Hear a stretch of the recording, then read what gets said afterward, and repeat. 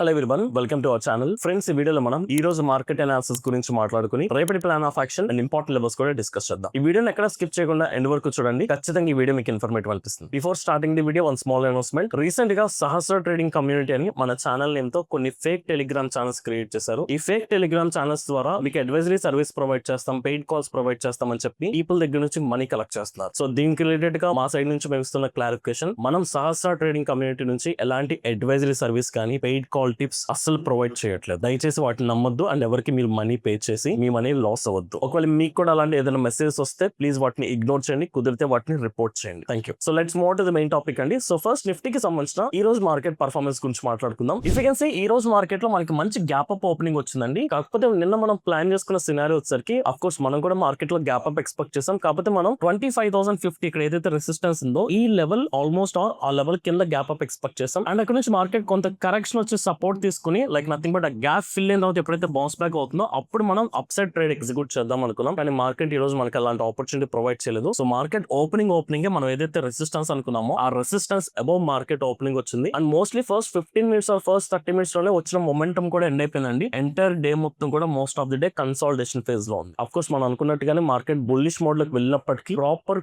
Trade opportunities దొరకలేదు, particular గా option buying చేస్తున్న వాళ్ళకి. ఎందుకంటే ఫస్ట్ 15 మినిట్స్ లో మనం రెగ్యులర్ గా ట్రేడ్ తీసుకోవాలి. ట్రెండ్ ఎస్టాబ్లిష్ అయ్యేంత వరకు ఖచ్చితంగా ఎవరైనా వెయిట్ చేస్తారు. బట్ 15 మినిట్స్ తర్వాత మీరు చూసుకుంటే కంప్లీట్ మార్కెట్ సైడ్ బేస్ లో ఉంది. కాబట్టి ఈ రోజు ఓన్లీ ఆప్షన్ సెల్లర్స్ మాత్రమే అడ్వాంటేజ్ ఉంటుంది. ఆప్షన్ బయ్యర్ కి అంత బెటర్ అడ్వాంటేజ్ అయితే దొరకలేదు. బట్ ఓవరాల్ గా చూసుకుంటే మన ఇండియన్ మార్కెట్స్ పర్టికులర్ గా అన్ని సెగ్మెంట్స్ కూడా పాజిటివ్ క్లోజ్ అయ్యి, అండ్ వీటిలో IT sector close to 2% positive close అయింది. అండ్ ఈవెన్ మెటల్ సెక్టర్ ఇవన్నీ కూడా బెటర్ గా పర్ఫార్మ్ చేస్తాయి. సో ఇప్పుడు వీటిని బేస్ చేసుకుని రేపటి మార్కెట్స్ లో మన ప్లాన్ ఆఫ్ యాక్షన్ ఎలా ఉండాలో కొంచెం డీటెయిల్ గా మాట్లాడుకుందాం. అగైన్ ఒకసారి నిఫ్టీ స్ట్రక్చర్ అర్థం చేసుకోవడానికి ట్రై చేద్దామండి. సో రీసెంట్ గా నిఫ్టీ మోస్ట్ సపోర్ట్ అయిన 25,700 దగ్గర నుంచి స్ట్రాంగ్ గా బౌన్స్ బ్యాక్ అవుతుంది. అండ్ ఈవెన్ స్ట్రక్చర్ కూడా మనకి ప్రాపర్ గా higher highs and higher low structure, proper up trend structure అయితే ఫామ్ అయింది. బట్ ఇక్కడ మనం అబ్జర్వ్ చేసుకుంటే మార్కెట్ లో గ్యాప్స్ అనేది చాలా ఎక్కువగా క్రియేట్ అవుతుంది అండ్ ఈ గ్యాప్స్ ఇంకా ఫిల్ అవ్వలేదు. సో ప్రీవియస్ గా చూసుకుంటే మార్కెట్ ఇక్కడ క్లోజ్ అయిన మార్కెట్ నెక్స్ట్ రోజు ఇక్కడ మనకు ఓపెన్ అయింది అండ్ ఈ గ్యాప్ ఇంకా ఫిల్ అవ్వలేదు. At the same time Friday ఇక్కడ క్లోజ్ అయిన మార్కెట్స్ అండ్ ఈ రోజు ఇక్కడ ఓపెన్ అయినాయి, ఇక్కడ కూడా గ్యాప్ క్రియేట్ అయింది, ఆ గ్యాప్ ఇంకా ఫిల్ అవ్వలేదు. సో మార్కెట్ లో కన్సిస్టెంట్ గా గ్యాప్ అప్ జరుగుతుంది, gap up plus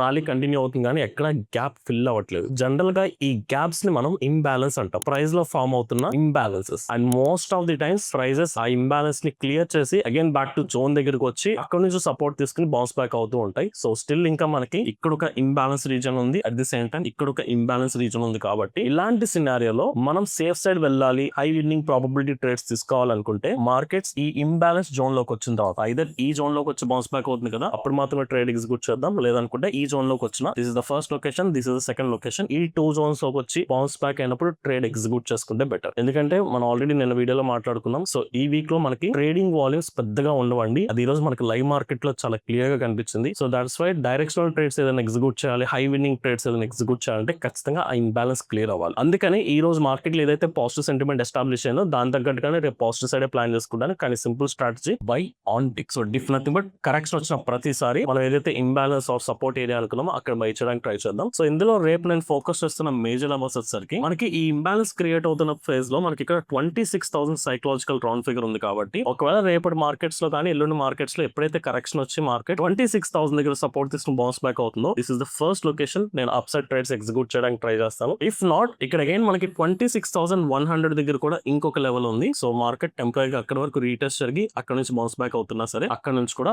up side trades execute చేయడానికి ట్రై చేస్తాను. సో అంతేగాని మార్కెట్ లో రేపు కూడా ఒక మార్కెట్ గ్యాప్ అప్ ఓపెనింగ్ జరిగింది, అక్కడ నుంచి అగైన్ కొంత మొమెంటం వచ్చి కన్సాలిడేషన్ ఫేజ్ లోకి వెళ్తుందంటే దీన్ని కూడా అవాయిడ్ చేస్తాను. ఐ విల్ నాట్ ట్రేడ్ అంటే డైరెక్షనల్ ట్రేడ్స్ ఎగ్జిక్యూట్ చేయాలి. Maybe option selling strategies deploy చేసుకోవచ్చు. అండ్ ఎలాగో కన్సాలిడేషన్ జరుగుతుంది కాబట్టి మనకి ప్రీమియం డికే జరుగుతుంది. సో డైరెక్షనల్ ట్రేడ్స్ ఎగ్జిక్యూట్ చేయాలంటే రేపు ఖచ్చితంగా నేను బై ఆన్ డిప్ స్ట్రాటజీ, అది కూడా ఐదర్ 26,000 ఆర్ 26,100 దగ్గరకు వచ్చిన తర్వాత అక్కడ నుంచి బయింగ్ మొమెంటం స్టార్ట్ అయినప్పుడు ట్రేడ్స్ ఎగ్జిక్యూట్ చేసుకుంటాను. అండ్ ఈ రోజు మీరు ఈవెన్ ఓపెన్ ఇంట్రెస్ట్ చూసుకున్నప్పటికీ ఫుడ్ సైడ్ చాలా స్ట్రాంగ్ గా సపోర్ట్స్ బిల్డప్ అయినాయి. So which clearly indicates that for timing market లో పాజిటివ్ సెంటిమెంట్ ఎస్టాబ్లిష్ అవుతుంది. So same plan of action Sensex and bank Nifty. So Sensex లో కూడా సేమ్ స్ట్రక్చర్ అండి. కాకపోతే సెన్సెక్స్ లో మనం మేజర్ లెవెల్స్ చూసుకుంటే ఇక్కడ మనకి ఇంబ్యాలెన్స్ ఫీల్ చేయాల్సిన ఫేజ్ లో మనకి ఇక్కడ 85,000 రౌండ్ ఫిగర్ సపోర్ట్ ఉందండి. So any point of time market ఇక్కడ వరకు కరెక్షన్ వచ్చి ఈ పాయింట్ నుంచి బౌన్స్ బ్యాక్ అవుతున్నప్పుడు మనం ఇక్కడ నుంచి ట్రేడ్ అయితే ఎగ్జిక్యూట్ చేయొచ్చు. So this is the only reference level. రేపు సెన్సెక్స్ లో నేను ట్రేడ్ ఎగ్జిక్యూట్ చేయడానికి ట్రై చేస్తాను. అండ్ సేమ్ సెన్సెక్స్ లో కూడా ఒక market gap up plus rally వస్తే ఖచ్చితంగా అవాయిడ్ చేసుకుందాం అలాంటి మార్కెట్స్ లో ట్రేడ్స్ తీసుకోవాలి. ఎందుకంటే back to back already 2 days నుంచి market gap up plus rally వచ్చింది కాబట్టి ఖచ్చితంగా కొంత ప్రాఫిట్ బుకింగ్ ఆర్ ఖచ్చితంగా ఆ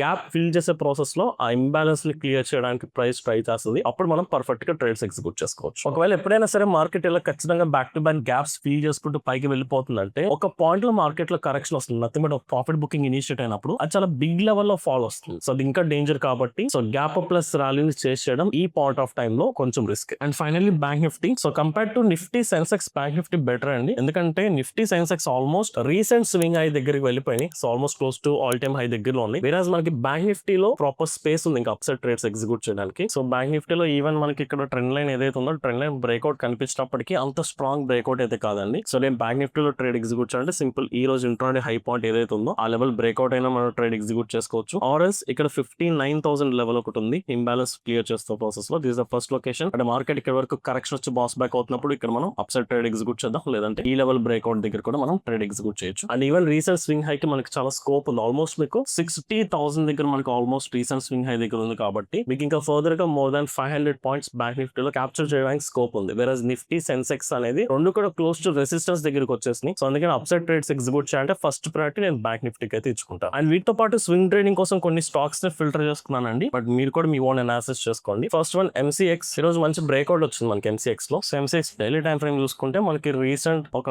టెంపరీ కన్సాలిడేషన్ ఇనిషియేట్ అయింది అండ్ కన్సాలిడేషన్ చాలా క్లియర్ గా బ్రేక్ చేసింది with large candle and even with strong volumes కూడా ఫార్మ్ అయినాయి కాబట్టి ఈ స్టాక్ ని స్వింగ్ ట్రేడింగ్ కోసం అబ్జర్వ్ చేసుకున్నాం because of the fresh breakout. So fresh buying zone లోకి వెళ్ళింది. So this is one stock. And దీంతో పాటు it's your personal choice, Infosys కూడా బ్రేక్అవుట్ వచ్చిందండి. కాకపోతే జస్ట్ ఇన్ఫర్మేషన్ ఇస్తున్నాను, నేను పర్సనల్ గా ఐటీ స్టాక్స్ అయితే ప్రెసెంట్ టచ్ చేయాలనుకోవట్లేదు. ఇన్ఫోసిస్ కూడా రీసెంట్ స్వింగ్ హై బ్రేక్ చేసింది, ఆల్మోస్ట్ 1650 స్ట్రాంగ్ రెసిస్టెన్స్ ఉంది, అది కూడా బ్రేక్అవుట్ జరిగింది. ఒకవేళ మీరు అతను అబ్జర్వ్ చేసుకోవాలి ఐటీ స్టాక్స్ లో ఇన్వెస్ట్ చేయాలంటే ఈ స్టాక్ లో ఒకసారి అబ్జర్వేషన్ పెట్టుకోండి. And apart from that bottom నుంచి బౌన్స్ బ్యాక్ అవుతున్న స్టాక్ లో RVNL rail Vikas Nigam limited. ఇది మనకు చూసుకుంటే ఈ పర్టికులర్ 300 పాయింట్ ఏదైతే ఉందో స్ట్రాంగెస్ట్ సపోర్ట్ అండి. మల్టిపుల్ టైమ్స్ స్టాక్ ఇక్కడ నుంచి సపోర్ట్ తీసుకుని బౌన్స్ బ్యాక్ అయింది అండ్ రీసెంట్ గా ఇక్కడ ఒక కన్సాలిడేషన్ కూడా ఇనిషియేట్ అయింది. కాబట్టి లాస్ట్ 2 days నుంచి చూసుకుంటే మీకు back to back strong green colour candles వస్తున్నాయి విత్ డీసెంట్ వాల్యూమ్స్. అది కూడా సపోర్ట్ నుంచి బౌన్స్ బ్యాక్ అవుతుంది కాబట్టి ఇక్కడ మనకి ఏదైతే ఒక temporary consolidation reason temporary resistance somewhere close to 335 దగ్గర ఉంది. ఇది బ్రేక్అవుట్ కనుక జరిగితే అది ఇమీడియట్లీ రేపే జరగాలని లేదు, బట్